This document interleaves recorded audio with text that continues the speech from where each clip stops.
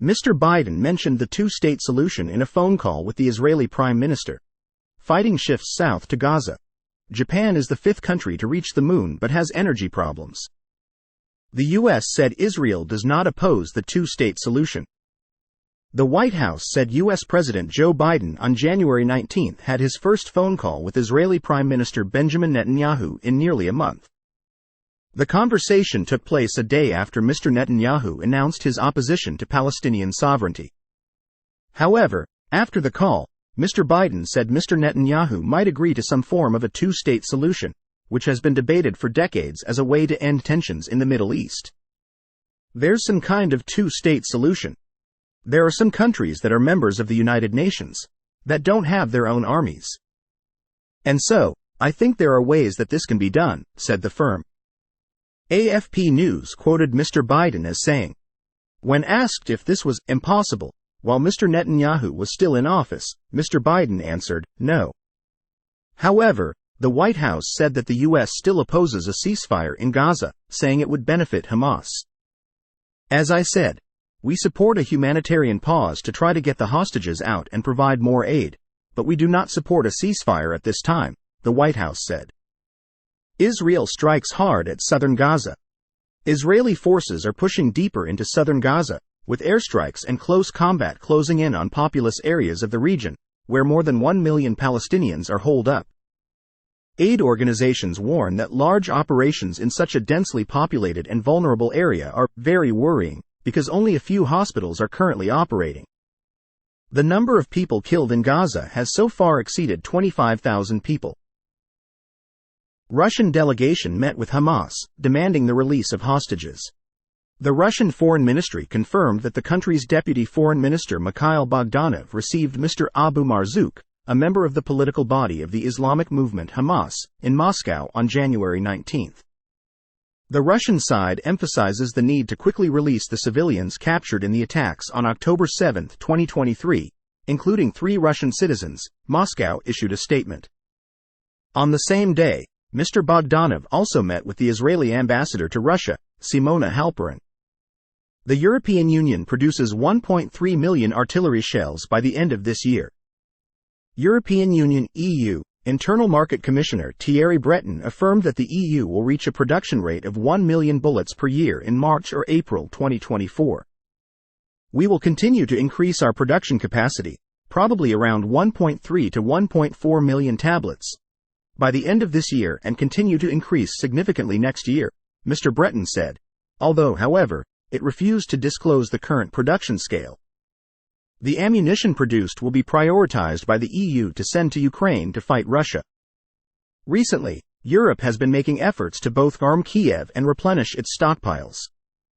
Speaking alongside Mr. Breton, Prime Minister Kaja Kallas of Estonia also mentioned South Korea's recent estimate that North Korea had provided more than 1 million artillery shells to Moscow in exchange for information about military satellite technology. If North Korea can do it, then Europe certainly can do it.